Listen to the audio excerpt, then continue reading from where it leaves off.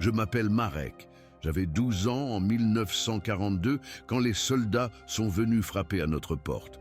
Nous vivions à Varsovie, en Pologne, dans une petite maison pleine de livres et d'odeurs de soupe. Ce jour-là, tout a basculé.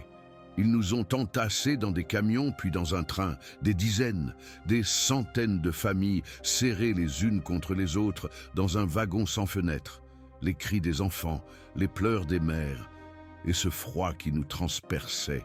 Ma mère serrait ma main si fort que ses ongles me faisaient mal. Elle répétait « Tiens bon, Marek, tiens bon ». Après des heures interminables, le train s'est arrêté. On nous a fait descendre. Des soldats criaient dans une langue que je ne comprenais pas.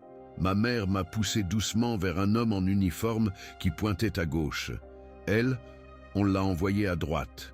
J'ai voulu courir vers elle, mais un soldat m'a retenu.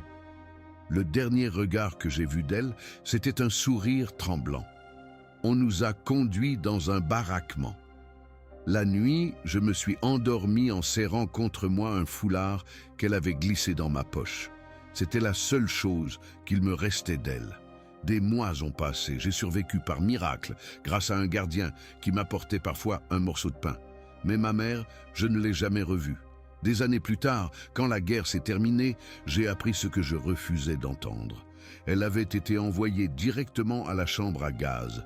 Aujourd'hui encore, à chaque fois que je tiens ce foulard contre mon visage, j'entends sa voix me murmurer « Tiens bon, Marek, tiens bon ».